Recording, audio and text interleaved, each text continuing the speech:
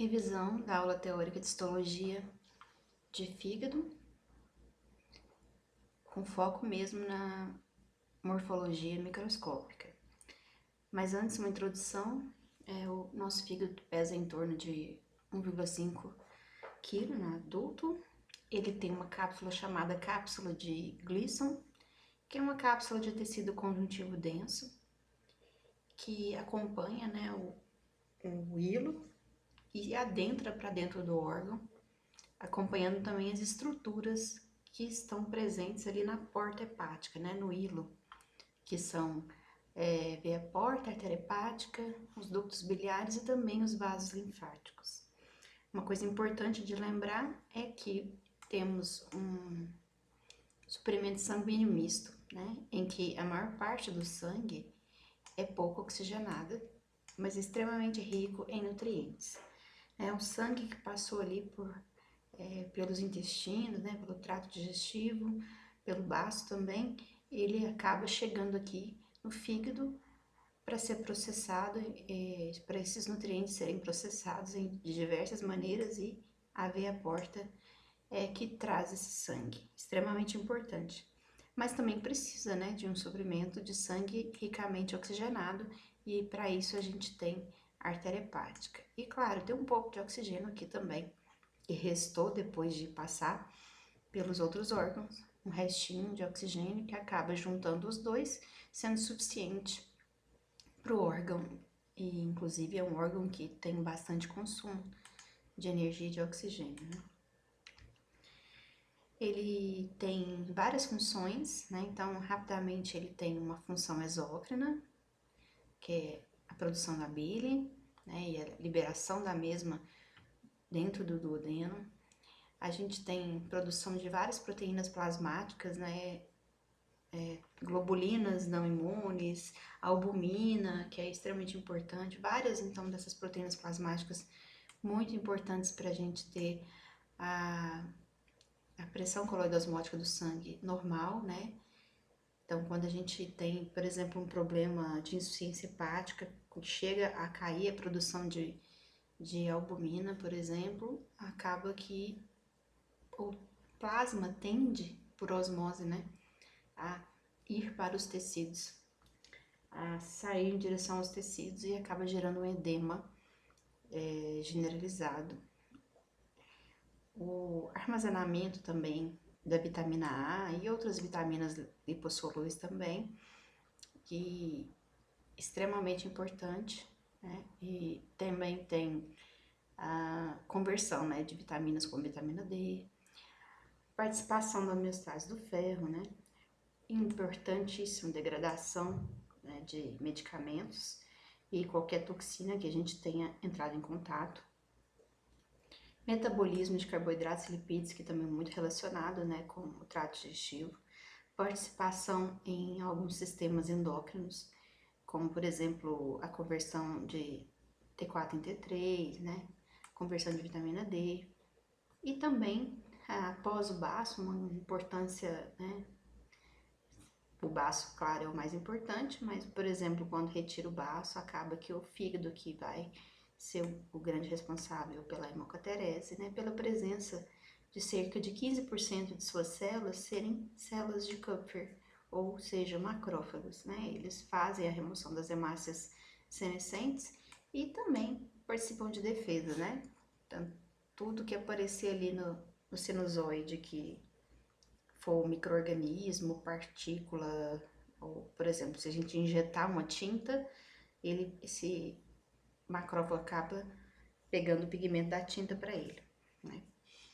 Então, acho que visto isso, a gente já pode começar a parte de histologia propriamente dita. Lembrando que no parênquima a gente tem, principalmente assim, que chama atenção, as lâminas organizadas de hepatócitos e o estroma de tecido conjuntivo, né? Que, como eu falei, é proveniente da cápsula que reveste o fígado, né? E, além disso, os sinusoides, que são capilares extremamente amplos, tortuosos, muito permeáveis, né? Que ficam bem entre as lâminas de hepatócitos num padrão alternado. E lâmina de hepatócito, sinusoide, lâmina de hepatócito, sinusoide. E falando nos hepatócitos, eles têm um formato poliédrico, você pode imaginar também um formato hexagonal mesmo, viajando um pouco, né, exagerando um pouco, imaginando como se fosse um prisma de 6 lados ali. E a gente tem mais ou menos uns 20 a 30 micrômetros de diâmetro, é uma célula chamativa, grande, fácil de reconhecer e que predomina. A gente bate o olho numa lâmina de fígado, a gente bate o olho em hepatócito, principalmente, né? O interessante é que o hepatócito, para ele ter todas as suas funções, não adianta só ter hepatócito. Por exemplo, se você for olhar uma lâmina de fígado com cirrose, tá cheio de hepatócito, né? O fígado cirrótico tem muito hepatócito. O problema é que a organização dos hepatócitos do fígado com cirrose, ou seja, o fígado com cicatrizes, né, de inflamação crônica, fibrose, essa alternância que eu falei de lâminas de hepatócitos com sinusoides, ela fica toda bagunçada, não tem mais um padrão bem desenhado. E essa célula precisa muito desse padrão, né? Da organização em lóbulos hepáticos, com a veia centralobular, os sinusoides e os espaço porta na periferia, como a gente vai ver, né? Mas voltando ao normal aqui, a gente tem uma célula então bem volumosa, com núcleo central, muitas vezes binucleada, um núcleo bem chamativo, o nucleolo também muitas vezes bem evidente, mostrando uma célula bem ativa. E no caso desse hepatócito aqui que eu coloquei, tá até bem exagerado, ele tá muito claro assim, né? Lembra até um hepatócito com degeneração hidrópica, seria mais patológico, mas tudo bem. O importante é observar as outras alterações, né? O que seria mais... eu falo que eu acho que tá com degeneração hidrópica um pouquinho, porque tá muito branco, isso seria acúmulo de água, né? Mas o que sobrou aqui de salpicadinho são as organelas, né? Depois a gente vai ver um hepatócito mais com carinha de normal. E em termos de organelas, a gente tem abundância de todo tipo de organela que a gente puder. Além disso, temos também muito glicogênio, muitas gotículas de lipídios espalhadas ali naquele citoplasma. É incrível, né, como tem uma maquinaria ampla, complexa e ainda tem muito glicogênio, gotículas de lipídios. É uma célula que trabalha constantemente, né, e muitas vezes em algumas doenças fica sobrecarregada. Assim, eu acho que é uma cara mais normal, né, de hepatócito, né, nem tão volumoso como estava aquela anterior. Aí você vê melhor, né, esse aspecto mais poligonal, né, você chega a ver uns cantos assim. E entre as lâminas que eu falo são essas imagens assim, né, aqui tem uma lâmina, né, um cordão de hepatócito, até deixei um de fora aqui. Porque essas lâminas geralmente têm um predomínio assim, de fileiras de única de hepatócitos, mas eventualmente pode ter 2 hepatócitos numa fileira, né? O ideal é que tenha no máximo 2 hepatócitos numa fileira e ocasionalmente. Não é muito comum a gente ter isso não. O ideal e o que predomina é a lâmina única de hepatócitos. Aqui a gente vê um hepatócito binucleado, que é bastante frequente, e o sinusoide aqui, né? Um capilar sinusoide bem aqui. Essa célula parece, esse núcleo parece ser a célula, núcleo da célula endotelial, e essa célula aqui provavelmente é um macrófago, né? Uma célula de Kupffer, porque ele tá mais centralizado, mais para dentro do lume, né? Não parece pertencer, assim, ao citoplasma da célula endotelial que tá aqui, né? Mais fininho. E a gente tem esse aspecto vacuolizado, né? Por exemplo, as áreas mais claras são as áreas de predomínio de glicogênio, né? De gotículas de lipídios, e as áreas com esse materialzinho rosa mais claro, rosa mais escuro, são as organelas, né? E esse tom mais eosinofílico, importante mesmo, que chama atenção, é pela riqueza de mitocôndrias. Tem muita mitocôndria mesmo aqui, né? E olhando assim, embora a gente imagine uma coisa tipo um prisma hexagonal, uma coisa assim. Mas a gente pode até imaginar como se fosse um dado comum desses aqui, de 6 lados, tá? Quadradinho. Mas no sentido didático, porque aí você vai perceber que tem mais ou menos 2 lados, né? Mais ou menos não, cerca de... Numa fileira, a fileira tá aqui, né? A fileira do epatócito tá aqui, só apareceu um e o pedacinho de outros 2. Aqui a gente tem num dadinho desse, imaginar que ele tem 6 lados, 2 desses lados, porque a gente tá vendo só bidimensional aqui, né? 2 desses lados aqui, então estão em contato com epatócitos vizinhos. E aí a gente tem já o aparecimento de uma estrutura que é muito importante, que é o canalículo biliar. O canalículo biliar, então, ele surge da vizinhança entre 2 hepatócitos no sentido da fileira, né? Os outros 4 lados vão estar em contato, se você for pensar que aqui está bidimensional, só mostra 2 lados, né? Vão estar em contato com o sinusoide. Aqui está a luz, né? De um sinusoide e aqui está a luz do outro, ó. Então, o que a gente tem no sinusoide? Célula endotelial, toda picadinha, porque o sinusoide a gente vai ver que ele é cheio de fenestras.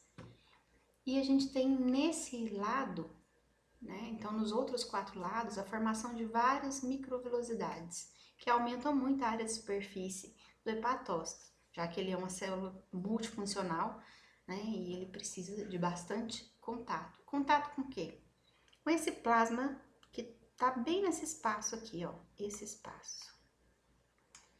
Esse espaço. Que espaço é esse? É o espaço de Disse, ou espaço pericinusoidal. Então, a gente tá vendo aqui a luz, um lado só do sinusoide e um espaço que é onde fica, né, nesse espaço cheio de plasma, fica aqui boiando, né, um monte de microvelocidades do hepatócito imersas nesse plasma, né, é um plasma proveniente, né, do próprio sinusoide, que é muito permeável, e que a gente tem todas as trocas que a gente precisa, né?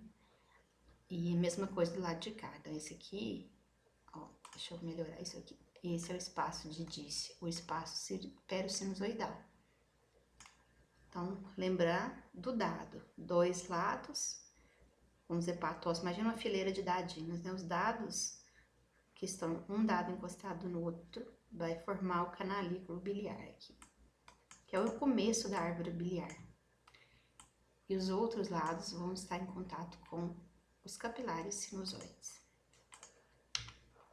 Então, é mais ou menos isso aqui. Onde é que estariam, né, os canalículos? Os canalículos vão estar em cada ponto de encontro entre 2 quadradinhos que são hepatócitos aqui, né? Um aqui tem um canalículo aqui, outro aqui, outro aqui, outro aqui. Né? Então, tem um canalículo, não aparece o pontinho, pontinho é muito grande. Mas, enfim, cada vez que eu tenho um encontro entre 2 hepatócitos, assim, eu tenho a formação de um canalículo. E em escuro aqui, a gente tem os sinusoides, né, os espaços. Claro que não é tão matemático, tão milimétrico, a gente às vezes tem algumas lâminas tortuosas, né, a gente vê que tem umas alterações. Não é aquele padrão desenhado com régua, né, mas a gente vê que tem um padrão, né, como se fosse uma estrutura, né, um hexágono prismático. E nos cantos, né, a gente imaginar nesses cantos desse hexágono, a gente tem umas estruturas que se repetem, né. Lembra que eu falei que na cápsula de Gleason, né, eu tenho o espessamento dela no hilo, e aí ela entra para dentro do órgão acompanhando as estruturas do hilo. O limite máximo que essa cápsula, aliás, que esse tecido conjuntivo da cápsula vem, é esse lugar aqui que eu justamente circulei. É o tecido conjuntivo que está em torno aqui das estruturas desse espaço aqui, que é o espaço porta. Depois daqui, a partir daqui eu já tenho um tecido conjuntivo, a partir daqui que eu falo assim, daqui em direção até a vênula que tem aqui no meio, já é um tecido conjuntivo basicamente constituído por fibras reticulares. É muito mais delicado, né? Porque eu não tenho interesse aqui naquele espaço entre os sinusoides e hepatócitos ficar fazendo depositando colágeno ali. Eu quero muito, pelo contrário, né? Eu quero que tenha bastante contato. Então, aqui, ó, tá vendo essas coisinhas pontilhadas? São as fibras reticulares, né? Elas dão uma estrutura pro lóbulo hepático. O lóbulo que eu falo é justamente isso aqui, o lóbulo clássico, esse hexágono. Dá estrutura para ele sem ser uma coisa que atrapalharia, um tecido conjuntivo que atrapalharia, que seria uma barreira para as trocas, ok? Aqui é a mesma coisa, né? Então, interessante que a gente observa aqui uma coisa bem legal. O sangue que vem do ramo da artéria porta e o que vem do ramo da veia porta, ele se mistura no capilar sinusoide, que são esses canais azuis. E esses canais azuis, são os sinusoides, vão desembocar numa vênula, que erroneamente a gente acostumou, né, pelo menos aqui, eu acho que a maioria das pessoas acaba falando, né, veia centrolobular, né? Mas é vênula, é uma vênula, lembre-se disso. Eu vou falar veia porque, até, tá vendo? Tá escrito veia porta aqui, né? É uma vênula, é um ramo, uma vênula, ramo da veia porta. E aqui é uma arteríola, ramo da artéria hepática. Mas a gente acostuma falar de um jeito errado, né? E todo mundo acaba entendendo o que a gente tá falando. Outra estrutura, a gente chama muito desse espaço porta, que tem uma tríade, né? Tríade portal. Então, um ramo da artéria porta, um ramo da artéria hepática, um ramo da veia porta e também um ramo do ducto biliar, né? Lembra que começa o canalículo biliar, ele começa entre dois hepatócitos, aí vai aparecer uns outros canalículos que eu vou falar aqui, no final não, aliás, no limite, né, do hexágono, a gente tem a formação no espaço porta de ducto biliar ou mais de um ducto biliar. Então, essa é a tríade portal, mas não podemos esquecer que temos aqui, ó, vasos linfáticos, tá? Então, em verde, é verde? Não, aqui tá mostrando só os ductos biliares, cadê os vasos linfáticos? Não é esse que tá mostrando. Não, depois eu mostro, então. Então, lembre que não é bem uma tríade, né? É um quarteto, né? Tem aqui, nesse espaço que está em torno do espaço porta, aqui das estruturas do espaço porta, a gente chama espaço de Mol. E esse espaço contém os vasos linfáticos também, né? Eu achei que ele estava aqui, mas não está não. Seguindo em frente, então, esses espaços porta, né, ficariam aqui nesses cantinhos, tá vendo? O lóbulo hepático chama lóbulo hepático clássico, né? É a estrutura clássica que a gente observa quando olha para a lâmina, a gente reconhece fácil. E a gente vê nesses cantos, bem nesses cantinhos aqui, que a gente vai ter os espaços porta, que não estão muito bem visíveis aqui. E no meio, sempre tem uma estrutura meio alargadinha, que é a vênula, né? Ou veia centrolobular, ou veia central. O que está mais claro, assim, azulzinho, são os espaços nos lumes, né, do sinusoide. Em vermelho, a gente está conseguindo enxergar as lâminas de hepatócitos. Aqui tem espaço porta. Só que tem uma coisa, né? Esse é um fígado de porco, né? Nos animais tem essas traves de tecido conjuntivo que facilitam muito, né, o reconhecimento dos lobos. Mas nos seres humanos é meio assim, né? Então não chega a ser tão fácil. Mas a gente acostuma os olhos, né? Então a gente tem que aprender a acostumar os olhos. Eu acho mais fácil procurar as veias centrolobulares, ou melhor dizendo, as vênulas, né? Porque elas estão no centro, então depois eu acho o centro e depois eu procuro os cantos, porque nem todo corte vai aparecer 6 espaços porta na periferia, né? Nem todo corte a gente vê bonito. Então eu prefiro achar a vênula primeiro, aí eu procuro o padrão radial, né? Que os sinusoides geralmente estão querendo desembocar nela, que eu tô vendo uma vênula aqui. E eu procuro procurar é ótimo, procuro nos cantos estruturas que lembrem um espaço porta. Essa vênula aqui, talvez, eu não sei se esse espaço porta é desse lóbulo, tá muito distante. Agora, desse aqui, ó, aqui é uma outra vênula. Então, tem um cantinho aqui, né? Tem outro aqui, vamos ver, eu fiz as imagens direitinho. Cadê? Ah, foi nessa lâmina, tá vendo? É que mais de perto fica mais fácil de visualizar. Então, olhando mais de perto, eu tenho uma vênula aqui e outra aqui. Não tem outras estruturas perto, é só a vênula, né? Porque o espaço porta ele tem várias estruturas. Achei ela, procuro o padrão radiado e procuro estruturas na periferia, formando grosseiramente um hexágono. Eu tô vendo, tem umas estruturas aqui, ó, tá vendo, ó? Infelizmente não foi feita a régua, desenhadinho, bonitinho, igual no livro. Então, a gente imagina isso, né? Então, em amarelo eu coloquei mais ou menos, ó, a visualização, se você for olhar bem, ó, é mais ou menos isso. Você vê um limite assim, ó. Depois que você acostuma os olhos, ó, você vê que os sinusoides daqui parecem mais para cá, os daqui parece vai para cá. Você acaba acostumando, ó, os olhos. E aí eu marquei em azul os espaços porta que nesse corte são visíveis, né? Ah, e como é que você enxerga isso? Tem vários espaços brancos, né, que devem ser as estruturas do espaço porta. A veia, a artéria e o ducto biliar. Vamos ver mais de perto, né? Olha aqui, no fígado do porco, fácil, né? Aí no fígado humano, a gente já tem que ficar procurando. Aqui, olha, ficou bem bonito. Uma veia central, centro globular, lembrando que é uma vênula, mas eu estou acostumada e muita gente fala veia. E aqui, várias estruturas, né? Agrupadas, juntas. Então, são as estruturas dos espaços porta. Aqui tem 1, 2, 3, 4, 5, ó. O sexto, né, se ele existe nesse lóbulo, ele não apareceu no corte. Então, a gente tem as fileiras de hepatócitos, elas têm um padrão radiado, elas tendem, né, a ficar apontando todas assim, ó, para a veia centrolobular, né, como se eles estivessem nessa direção, porque na verdade quem está nessa direção são os sinusoides. Então, isso em vermelho são as hemácias. Então, o espaço branco é o sinusoide, né, o capilar sinusoide, as hemácias estão aqui dentro. E aqui a gente tem a veia centrolobular. Aqui é um espaço como toda vênula, né? A gente tem células endoteliais revestindo aqui. Mais de perto a gente vai ver a célula endotelial, o núcleo de uma, o núcleo de outra, aqui o núcleo de outra, né? E os capilares vistos com mais nitidez. Inclusive um capilar sinusoide caindo direitinho, pegou nesse corte, ele caindo aqui na vênula, né? E as lâminas de hepatócitos. Tem uns pigmentos aqui, que eu creio que seja de hemosiderina, isso não seria tão normal, mas não precisa se preocupar com isso, né? O normal não é não ter esses pigmentos, né?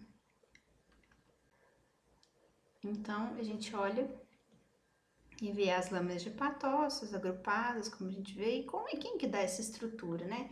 Se eu falei que o tecido conjuntivo que vem lá da cápsula de Gleason, do hilo, ele vai no máximo até aqui, né, no espaço porta, quem é que vai dar o suporte para a organização? Que tecido conjuntivo que suporta a organização estrutural radiada, bonita, né, que tem aqui no espaço, aliás, aqui dentro do lóbulo, né? São essas estruturas em preto aqui, né? Então, isso aqui é uma coloração para visualização de reticulina.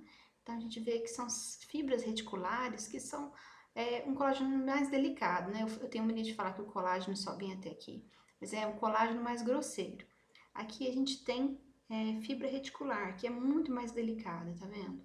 E ela, mesmo sendo delicada, ela tem capacidade de dar uma estrutura ótima, né, para a função do hepatócito. E aqui um espaço porta, né, então, nos cantinhos, né, do hexágono a gente tem a tríade, né, eu pus entre aspas canto, porque não é um canto exatamente, não é um hexágono feito à régua também, e também não é uma tríade propriamente, porque a gente também tem vaso linfático. É difícil de enxergar o vaso linfático nessa maçaroca aqui, tá vendo? Mas a gente com certeza vai enxergar a tríade, pelo menos em alguns espaços porta. Então, o que você enxergar de espaço maior, contendo hemácias, você pode apostar que é o ramo da veia porta, né? Lembrando que as veias, as vênulas em geral, né, tem maior lume e parede mais fina.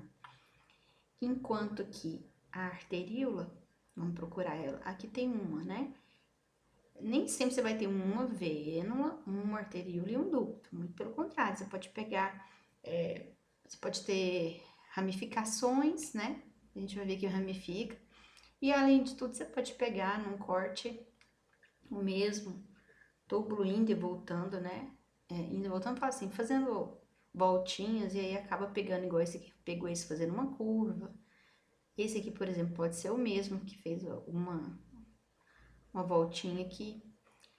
E ducto biliar aparece bastante, não é só um nem dois, às vezes aparece mais de dois. O arteríolo, só tô vendo essa, ó, né? Parede grossa, a gente vê bem a célula muscular lisa e o lume bem estreitinho. O resto, ó, com a célula redondinha, bem redondinha assim, e esse citoplasma clarinho, né? Quando faz um corte transversal, fica parecendo uma florzinha. Então, isso é tudo ducto biliar, né?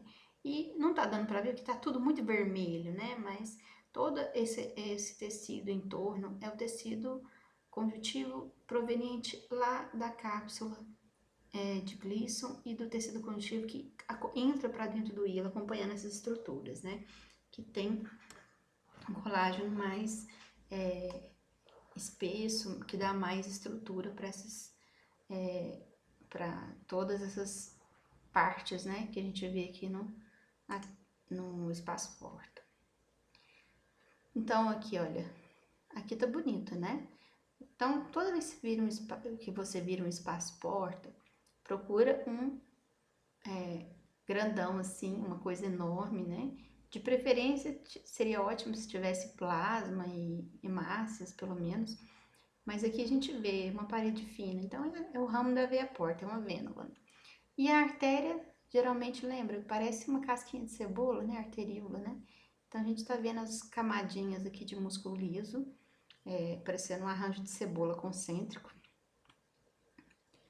E aqui os ductos, que tem células cúbicas bem visíveis. Aqui outro ducto, né? Então, arteríola, vênula e ducto.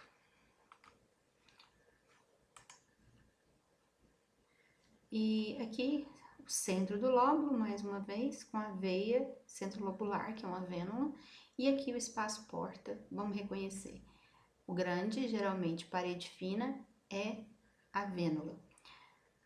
O que tiver a parede concêntrica, com pelo menos duas células concêntricas, em parede espessa e lume menor, né, e geralmente tem hemácias, é a arteríola, né, ramo da artéria hepática. Aqui tá horrível, né, o ducto biliar tá aqui, mas tá muito feio. E olha o tecido conjuntivo, né, que dá suporte aqui, bem importante, chama atenção. Mas não pode ser muito tecido conjuntivo aqui não, então é mais ou menos esse tanto aqui mesmo, que seria o normal, né? Justamente o depósito de muito tecido conjuntivo aqui seria o comecinho de uma fibrose, ou seja, de uma cirrose. Os sinusoides, eles são os capilares, então, que estão entre as lâminas de hepatócitos, né? E a gente vai ver que eles têm uma estrutura bem interessante. Eles apontam, né? Eles drenam, né? Para veia ou vênula centrolobular. Então, olha pra você ver, o tanque esse hexágono tá meio doido aqui, ó. Eu desenharia ele assim, ó, esse lóbulo, né? Pegou um pedaço assim, ó. E aí, essas estruturas aqui são os espaços porta. Estruturas do espaço porta. Só pra gente ter mais ou menos uma noção, um pouco além, né? Simplesmente da parte mais simplificada, o que acontece assim no espaço porta em termos de circulação? A gente tem que imaginar que ele é prismático, né? Então, não chega sangue assim só nos cantinhos e pronto, porque tem outros sinusoides aqui, né, no meio do caminho. Então, eu tenho vasos, né, também que vem do espaço porta circundando aqui. São os vasos distribuidores, vão circundar os lóbulos aqui e emitir também sangue, né? Mandar sangue para todos os capilares sinusoides. Então, ó, esse aqui tá mandando para esse aqui tá mandando para esse, então são os vasos distribuidores. E depois, né, de passar por um desses lóbulos, a gente vai ver que as veias centrolobulares, né, que recebem o sangue dos capilares sinusoides, elas vão drenar por uma veia chamada sublobular, né? Então aqui, ó, mais uma veia sublobular. Deixa eu só tirar isso aqui, isso. Acho que no próximo slide mostra, vai ter um slide que vai mostrar com mais detalhes isso. Então, os capilares sinusoides, lembrando da aula de circulação, né, de cardiovascular, são capilares muito permeáveis. Eles têm fenestras, né? Então, olha aqui, cada orifício desse é uma fenestra do capilar. Então, aqui eu peguei, não sei se você consegue enxergar, mas eu cortei muito essa foto, né? Tá aqui, ó, os limites. É como se eu tivesse cortado a metade, eu tô vendo só uma face, ele é côncavo assim, ó, tá? E aqui é um limite, é um espaço de Disse, que eu ainda vou mostrar, e aqui tem outro espaço de Disse. E aí a gente vê um lado do sinusoide cheio de fenestras. As fenestras, então, são uma das estruturas que aumenta a permeabilidade. Além disso, eu tenho as lacunas entre as células endoteliais. Então, entre uma célula endotelial e outra também tem espaços grandes, né? As fenestras estão no citoplasma e ainda tem as lacunas. Além disso, a lâmina basal é descontínua. Então, isso facilita muito a passagem das macromoléculas do hepatócito para o sinusoide e do sinusoide para o hepatócito. Aqui, que eu falei para vocês, as veias centrolobulares ou vênulas, né? Aqui ele pôs o nome certinho, vênula hepática terminal. Aqui a gente vê ela chegando numa veia sublobular que está passando bem aqui embaixo de um lóbulo, né, prismático. Né? E cada lóbulo aqui vai ter, provavelmente, outra. Nesse lóbulo aqui vai ter uma veia centrolobular descendo e drenando também para cá. E daí vai caminhando para veias de calibre cada vez maior até chegar nas veias hepáticas. Aqui, olha, bem detalhado. Lembrando que eu tenho uma mistura do sangue da veia porta e da artéria hepática chegando aqui e caminham juntos, né? Já mistura o sangue aqui e caminha em direção à veia centrolobular. Nesse caminho é que acontecem as trocas, né? Então, essa intimidade que tem bem nesse espaço aqui, ó, que é o espaço de Disse, é onde fica encostadinho, né? O capilar sinusoide com as lâminas de hepatócito. Aqui é onde tem as trocas. E a função do hepatócito depende muito da manutenção dessa estrutura, né? De todo esse hexágono funcionando dessa forma. Além disso, lembrando da função exócrina, né? Entre cada hepatócito desse aqui, né? Encostadinho no outro, tem um canalículo, lembra? Esses canalículos vão se unindo até chegar, quando chega no ducto, no espaço porta, forma um ducto chamado ducto biliar. Então, o fluxo da bile é daqui para cá, enquanto que o fluxo de sangue é de fora para o centro, né? Então, a bile é centrífuga e o sangue é centrípeto, em relação ao hexágono ou lóbulo hepático clássico. E o espaço perisinusoidal, né? Imagina um espaço rodeando todo esse sinusoide aqui, é o espaço de Disse, propriamente dito. Então, esse é o espaço de Disse. Pena que eu não consigo fazer uma linha fina, não, tentei já, vamos ver se eu consegui agora. Consegui, ó. Eu tô passando em cima do espaço de Disse, viu? Esse é o espaço de Disse. É o espaço entre as lâminas de sinusoides e o capilar. Lâminas de hepatócitos e o capilar sinusoide. Aqui, de novo, o espaço de Disse é bem aqui. A gente já viu esse slide lá no comecinho da aula, né? Então, o espaço de Disse está aqui. O espaço de Disse está aqui. Então, mostrando, ó, agora é aquela foto, só que eu não cortei tanto, tá vendo? As fenestras. E aí, eu tô com o limite aqui do sinusoide, tá aqui, né? O sinusoide cortou ele pela metade, eu tô vendo os limites dele aqui, ó. E aqui eu tô vendo o limite, né, de um hepatócito, mas você tá vendo, ó, o limite dele tá aqui, mas ele fica enviando essas microvilosidades aqui, né, para esse espaço. Que espaço é esse? É o espaço de Disse, né? Então, eu tenho um espaço banhado em plasma, cheio das microvilosidades, dos hepatócitos, aqui dentro, e aqui é o local perfeito para as trocas. Aqui também, tá vendo as microvilosidades? Aqui, ó, aqui tem uma. Então, as microvilosidades estão no espaço de Disse. Que microvelocidades, Juliana? Essas, ó. Ó, essas aqui.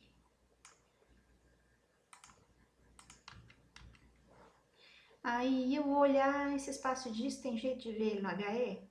Difícil, você tem que pôr o maior aumento e na verdade, desse jeito aqui você não vai ver não, né? Esse aqui é um aumento muito maior que o microscópio de luz consegue dar. Mas se eu for olhar, sei lá, num microscópio óptico, sei lá, eu acho que tá tão aumentado aqui que deve ter até uma imersão aqui, né? 100 vezes, aumento 100 vezes. Essa área clara aqui seria mais ou menos onde está o espaço disso, ó, esse halo. Porque é justamente aqui que eu tô vendo, né? O limite do hepatócito, dos hepatócitos, na verdade. E vamos imaginar que aqui é o limite do capilar sinusoide. Então, entre esses dois limites, eu tenho um espaço de Disse. Já no outro tipo de preparo de lâmina, né? Um aumento muito maior, a gente vê o espaço bem visto aqui, né, ó, esse espaço. Então, o lume do sinusoide tá aqui, e aqui tem uma hemácia, a célula endotelial, o hepatócito, ou os hepatócitos, acho que tem mais de um aqui, e aqui as microvilosidades do hepatócito no espaço de Disse, a mesma coisa aqui, né? Então, a parede do sinusoide, tá vendo que tem umas fenestras, né, as fenestras tipo aqui, e aqui o limite dos hepatócitos e eles emitem as microvelocidades nesse espaço aqui de Disse. E só mais uns esqueminhas fáceis de ver, né? O espaço de Disse está bem aqui, entre hepatócito e sinusoide, entre hepatócito e sinusoide. Então tem uma aqui e outra aqui. E no caso aqui, né, quando a gente vê desenhado é mais fácil. Aqui está o espaço de Disse, entre hepatócito e sinusoide. Já observando aqui, a gente vê que tem duas células mostradas aqui. O que está acontecendo aqui? Tem uma célula que mora dentro do sinusoide e tem uma célula que mora dentro do espaço de Disse. Já vou adiantar, a que mora no sinusoide é chamada célula de Kupfer. Como eu falei, 15% das células do fígado são macrófagos, são células de Kupfer. E elas, inclusive, passam a fazer parte da parede do sinusoide, né? Então, elas, como é uma parede toda cheia de espaços, né? Tá vendo? Tá lacunas entre as células endoteliais, fenestras, né? E a célula de Kupfer acha um cantinho ali e fica fazendo parte do sinusoide, da parede. E aqui no espaço de Disse tem uma tal de célula estrelada ou célula de Ito, que armazena vitamina D. Ah, desculpa, vitamina A. Então, células de Kupfer, elas moram no sinusoide. Elas não são tão difíceis assim de ver, não, né? Tem até técnicas que ajudam, mas a gente imagina sempre que quando a gente enxerga um capilar sinusoide e vê uma célula um pouquinho mais volumosa, provavelmente é célula de Kupfer, né? Porque quando é a célula endotelial, você vê assim, ó, o núcleo mais achatadinho, né? Mais discreto. A célula de Kupfer, ela muitas vezes está encostadinha assim, mas ela é mais volumosa. Aqui eu acho que é outra, ó, grandinha. Aqui tem outra, né? E aqui tá fácil de enxergar. No caso aqui, ela fagocitou provavelmente hemosiderina, né? Produto da degradação das hemácias. Então, os grânulos de hemosiderina coloriram a célula de Kupfer e aí ficou fácil de enxergar. Mas nem sempre é tão fácil assim. Aqui, quando a gente injeta no animal uma tinta e depois olha o fígado, a gente vê que as células de Kupffer fagocitaram o pigmento da tinta. Então, vê o tanto que a gente tem uma população grande de macrófagos mesmo no fígado. E olha o quanto que é comum a gente ter hepatócitos binucleados, tá vendo?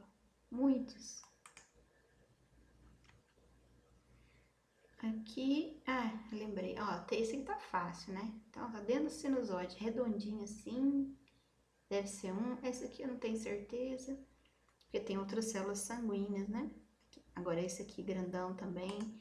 Então, tem vários, ó. E vamos ver uma célula endotelial. Esse aqui, ó, um núcleo de célula endotelial mais discreto. Eu acho que esse aqui também é mais discreto. Mas, muitas vezes até engana a gente. E agora a célula de Ito. A célula de Ito é uma célula que mora, né, que reside, que está localizada no espaço de Disse. Essa já é bem mais difícil de enxergar, né? Então é muito mais fácil enxergar na microscopia eletrônica.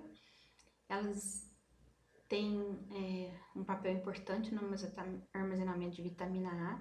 Essa vitamina A fica em gotículas muito grandes aqui no citoplasma dessa célula de Ito. E por isso que a gente enxerga muito bem pela presença mesmo essas várias gotículas. Mas tá vendo que é difícil de enxergar, né, a localização dela, mas dá pra ver, ó. Vê que aqui tá o volume do sinusoide. No espaço de Disse, a gente tem aqui a parede do sinusoide, a parede dos hepatócitos, né, o limite, e um espaço que é o espaço de Disse. E aqui, olha só que coisa mais interessante. A célula, ela dá uma deformada nessa estrutura. Então, a gente vê vilosidades aqui de hepatócitos e a célula ocupando um espaço enorme aqui. Antes era assim, agora ela, nesse lugar tem essa célula. E a parede do sinusoide está aqui e a do hepatócito está aqui, né? E aí, a gente vê que a célula está bem no espaço de Disse mesmo. Outra coisa importante dessa célula é que ela tem um papel fundamental na diferenciação em miofibroblastos quando eu tenho lesão hepática, né?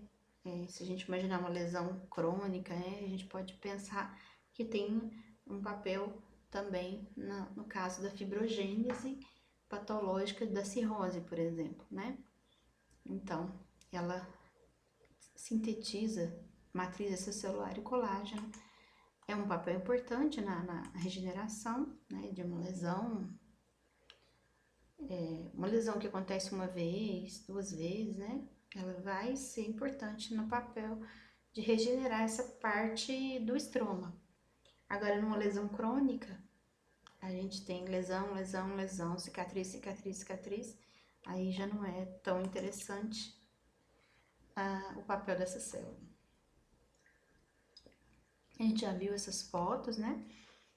Aqui também, uma imagem, figura desenhada é outra história, né? Então, aqui a célula de Ito tá toda encaixadinha, né? E aqui a gente viu ela meio bagunçada dentro do espaço de Disse. Aqui eu peguei uma foto de um caso, se não me engano, de hipervitaminose A. Então aí as células de Ito, elas cresceram, elas ficaram tão volumosas que elas até deformaram, como se tivessem quase que dá uma aparência que ela tomou conta não só do espaço de Disse, como também do sinusoide, né? É uma aparência, gente, o núcleo dela tá aqui. E eu tenho a impressão que tem gotículas enormes, né? Juntou várias gotículas de lipídios no citoplasma dessa célula de Ito. Olha, ficou enorme. Só coloquei essa imagem para ilustrar mesmo, porque é difícil enxergar essa célula no HE, então eu procurei uma lâmina, mas isso é patológico, isso não é normal, tá? E é raro também. Além disso, olha, a gente pode lembrar dos canalículos biliares. Os canalículos biliares, como eu falei no começo da aula, eles começam justamente entre dois hepatócitos vizinhos, né? Então, eles vão começar e vão aumentando de calibre, aqui os canalículos em verde escuro, ó, surgindo no meio dos hepatócitos, entre hepatócitos, até que chega um dado momento que esses canalículos viram uma estrutura, tá quase chegando, tá vendo? Esse aqui é um tecido conjuntivo do espaço porta, ó. Aqui vai estar já no espaço porta. Quando tá quase chegando no espaço porta, esses canalículos começam a receber um revestimento de uma célula chamada colangiócito. Então fica assim, parece um colangiócito aqui, outro ali, e quando tá nessa transição a gente chama de dúctulo biliar, né? E o dúctulo biliar também tem um nome especial, é o nome, eu até esqueci o nome, gente, como é que chama o trem? Ah, canal de Hering. Então, canal de Hering. Falei um trem aqui agora. Eu acabei mostrando que eu sou mineira, né? Então, aqui, ó, a gente tem o espaço de dício marcado com a letra D. Aqui, dois hepatócitos vizinhos. Os limites, tá? As microvelocidades aqui, ó. Elas descem um pouquinho. Aí aqui já parou, aqui já tem limite entre duas células. E aí a gente tem o canalículo biliar, também tem algumas microvelocidades apontando, entrando aqui para dentro. E é importante, são importantes essas zonas de oclusão aqui, porque elas impedem, né, que a bile fique saindo aqui do canalículo e refluindo aqui, indo para o capilar, para o espaço de dício, por exemplo, né? Imagina a bile, né, refluindo para cá, indo para cá, acabaria sendo um pouco complicada essa situação. Aqui de novo, ó, mostrando que a gente tem primeiro os canalículos biliares, depois começa a revestir, formar o que a gente chama de dúctulo biliar ou canal de Hering. Aí quando chega no espaço porta já tem o nome de ducto biliar. Aí a gente reconhece porque está no espaço porta e porque tem tecido conjuntivo mais proeminente, mais visível, né? Então aqui, ó, é uma coloração imunohistoquímica mostrando, eu coloquei essa foto para mostrar uma marcação que destaca os canais biliares, né? Os canalículos biliares, aliás. Então, em marrom, a gente vê os canalículos biliares. E aqui no caso de colestase, né? Quando a gente não consegue drenar a bile para o duodeno, tem colestase e acaba acumulando bile nos canalículos. Nesse caso, que também aqui no caso é patológico, igual aquela outra lâmina lá da hiperplasia de células de Ito, essa aqui também é patológica, não é normal. Mas eu coloquei para evidenciar os canalículos, né? Tá vendo? Fica bonito de ver, né? Então fica visível o que geralmente a gente não enxerga normalmente numa lâmina em HE. Então a gente não enxerga os canalículos biliares na situação fisiológica, né? Aí o que a gente tá vendo aqui, ó? O espaço periportal também chama espaço de Mao, né? O espaço que tá ali em torno do espaço porta. Então, chegando perto do espaço porta, eu já tenho a formação, né, aparecimento de um revestimento celular nessas vias biliares. E então, a gente chama isso de dúctulo, né, biliar. E eu não sei porque ele tá chamando de canal de Hering mais aqui, dúctulo mais para cá, mas na verdade o canal de Hering e dúctulo biliar são a mesma coisa. Aí eles, isso, dúctulo biliar ou canal de Hering vai se tornar o ducto biliar quando chegar aqui no espaço porta. Não sei se consegue ver um limite aqui, ó, cheio de tecido conjuntivo. Aqui tem um pedaço de um espaço porta. Aqui tem dois ductos biliares.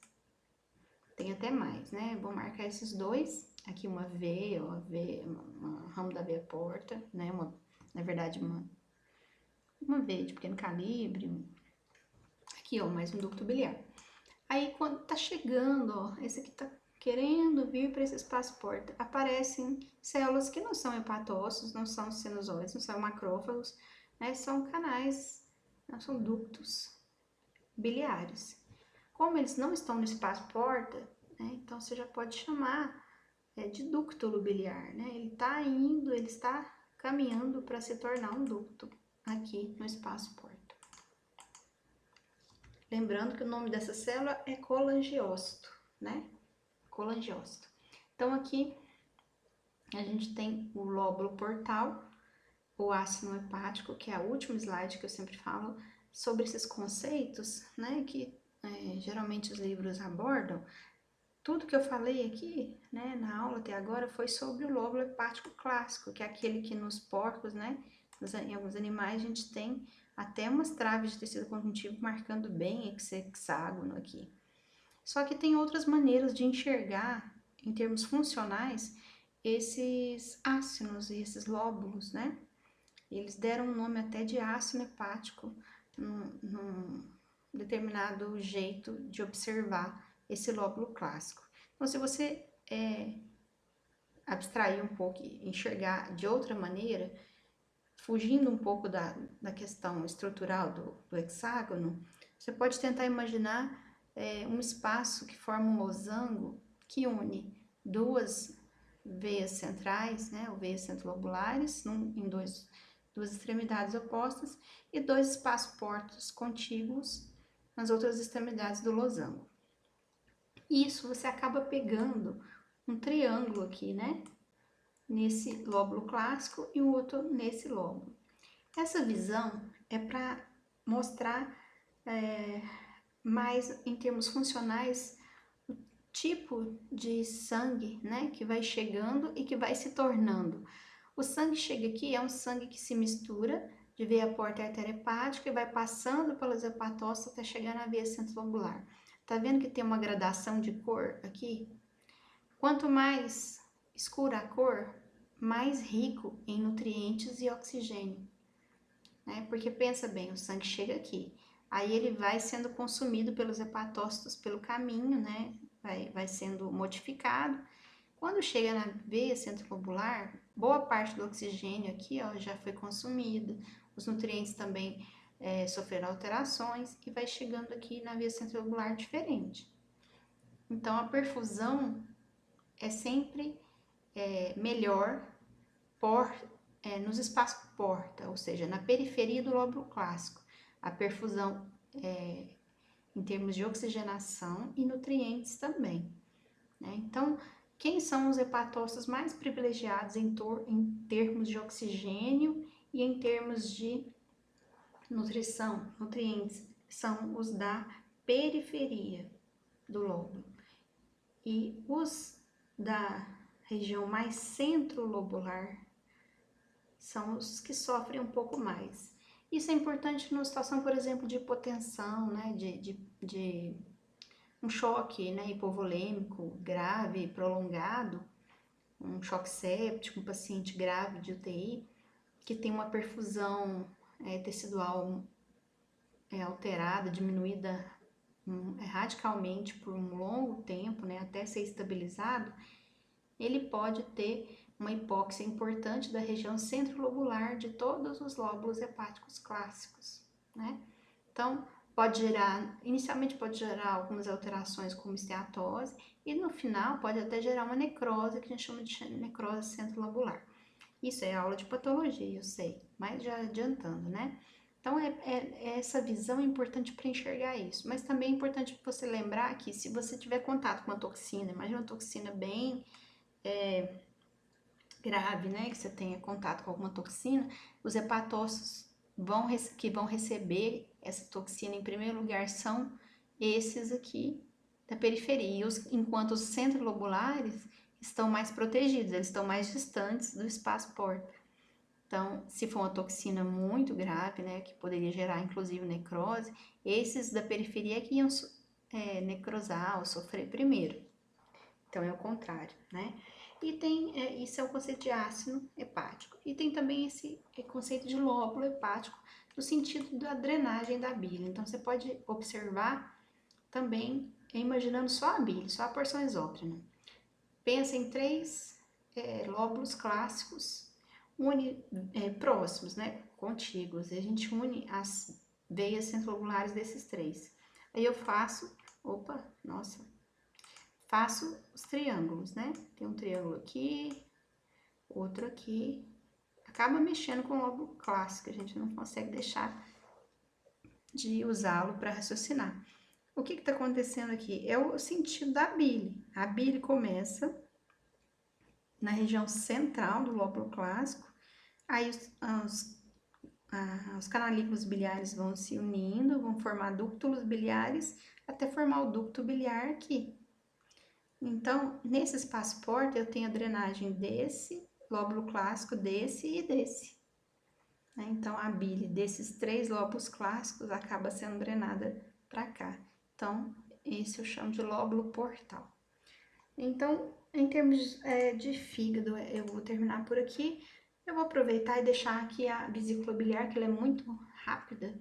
A vesícula biliar, então, é um órgão que vai armazenar a bile que vem aqui do fígado e vai concentrá-la, né? Então, é um órgão piriforme, tem um ducto chamado ducto cístico, que é bem fininho, e na porção aqui onde o ducto se insere, a gente chama de colo da vesícula. Aqui é o fundo da vesícula e aqui é o corpo da vesícula. É um órgão muito simples, como todo órgão sacular, tem camadas musculares em diversas direções, assim como o estômago, assim como a bexiga. Então, acaba sendo um pouco desorganizada essa camada muscular e isso é importante para a contração, para que a contração seja, assim, bem efetiva, né? Que não fique fazendo estrangulações. Imagina se fosse o predomínio nesse sentido de músculo, né? Se predominasse os concêntricos. Eu ia ficar fazendo, era tipo um peristaltismo aqui, né? Amassando aqui, apertando, fazendo cinturas. Não é bem isso. Eu quero contrair nesse sentido, eu quero contrair nesse sentido, eu quero contrair nesse sentido. Então é por isso que eu tenho vários sentidos, para que a contração aconteça de forma homogênea. E a mucosa é uma mucosa bem pregueada, ela não é lisinha, ela forma pregas. Claro que a gente vai observar isso microscopicamente, né? Macroscopicamente a gente vê uma mucosa que pode ser amarelada, que pode ser esverdeada principalmente, né? Porque a bile é bem verdinha, verde bem escuro. E é muito aveludada, né? É uma mucosa bastante aveludada. Outra coisa interessante, não tem muscular da mucosa e nem submucosa. Então, é muito simples a estrutura, não tem nem sequer submucosa. Então, eu vou partir de mucosa e lâmina própria direto para muscular. Então, olha, a gente tem o epitélio de vesícula biliar e vias biliares é revestido por colangiócitos. Você viu que lá nos ductos biliares eles têm uma aparência mais cúbica, né, cuboidal. Aqui é mais prismático, né, ó, mais colunar. Então, é um epitélio colunar simples, bastante especializado em absorção de água, né, que é a água que vai sendo retirada da bile, né, que vai concentrando a mesma. E tem a túnica muscular logo embaixo. Então, aqui a gente já tá vendo as camadas de músculo aqui. Então, não tem, isso aqui não é muscular da mucosa, isso é muscular própria mesmo, direto. Eu tenho só mesmo, então, as pregas, o epitélio de revestimento e a lâmina própria aqui embaixo. Isso aqui não são glândulas, só tem glândulas assim lá perto do colo da vesícula, glândulas mucosas, lá no colo, concentrado lá. O resto, isso aqui não é glândula, aparenta ser, mas não é. Isso aqui são reentrâncias, como a vesícula ela faz muito assim, ó, ela faz assim, ela faz assim, faz assim. Então, às vezes você vai fazer um corte e essa parte que entrou pra dentro aqui, ó, fica parecendo que ela tá perdida, desconectada daqui de cima, mas na verdade não, é porque entrou, fez assim, fez assim. Isso aqui provavelmente, ó, é uma coisa só, que fez assim. Provavelmente esse aqui fez desse jeito assim. Então, aí na hora que faz um corte, fica todo, né, parecendo que tem estruturas glandulares aqui embaixo, mas não são glândulas, tá bom? Então, essa aqui é a mesma foto, aqui uma outra imagem. A gente nunca vê uma vesícula biliar igual a outra, é impressionante. né? Ela sempre tem a microscopia bem variada. Tá vendo? O jeitão dessa é diferente do jeitão dessa. Claro, coloração, preparo, tudo isso. Mas eu acho bem interessante como muda bastante, né? De uma pessoa para outra. Até olha só, a camada muscular aqui bem mais proeminente. E a lâmina própria aqui tão discreta, né? Muito discreta, nem dá pra ver nada. Então, para você ver que é uma mucosa pregueada, epitélio simples colunar, revestido por colangiócitos, diretamente sobre uma camada muscular. E serosa ou adventícia? Depende. É adventícia porque a vesícula biliar é pregadinha no fígado. Tem um lado dela que fica colado mesmo no fígado. Então, nessa parte que está encostadinha no fígado é adventícia. No resto, na vesícula exposta, que quando a gente abre, né, o abdômen do paciente, olha lá e vê a vesícula, aquela face exposta, lisa e brilhante, aí eu tenho a serosa, o peritônio passando ali. Então, olha aqui, ó, olha como a vesícula não parece nunca com a outra. Então, é uma mucosa pregueada aqui, né? Mas aqui é o epitélio, ó, isso aqui não são glândulas, são apenas reentrâncias do epitélio de revestimento, como eu falei. Às vezes as reentrâncias são tão profundas que elas entram dentro da camada muscular e fica com uma aparência um pouco estranha, mas não é nada que seja patológico. Como aqui, por exemplo, a camada muscular tá aqui, olha quantas pregas tem, né? O epitélio de revestimento não tá dando para ver muito bem. E aqui, olha, as reentrâncias, né, do epitélio, ele entra para dentro, muitas vezes faz essas voltinhas, inclusive para dentro, ó, da camada muscular. Quando a gente entra na residência de patologia, a gente olha, a gente aprende a enxergar, assim, que glândulas dentro de camadas musculares, meio perdidas assim, são tumores invasivos, né? E são mesmo, mas aqui não. É uma particularidade da vesícula. E no caso, quando penetra assim bem profundamente, a gente até dá o nome de seios de Rokitansky acha. Quando penetra bastante, inclusive dentro da camada muscular. Não quer dizer nada patológico, é simplesmente uma particularidade da vesícula. Não são glândulas, são reentrâncias do epitélio de superfície. Então tem a mucosa, depois a muscular e depois o tecido conjuntivo, que no caso aqui é porque tem adventícia. Ou vai ter um tecido conjuntivo revestido por serosa na face lisa e brilhante da vesícula. Aqui mais uma imagem do epitélio de superfície e aqui no colo da vesícula, aí sim, nas proximidades do colo a gente tem umas glândulas mucosas. Elas têm uma aparência diferente, né? Mas nem sempre a gente vê, tem que fazer cortes lá em cima, perto do ducto cístico. Só para vocês saberem que eles existem, que essas glândulas mucosas existem perto do colo. E muito obrigada, terminam aqui os vídeos para a próxima prova, né? Boa sorte para vocês!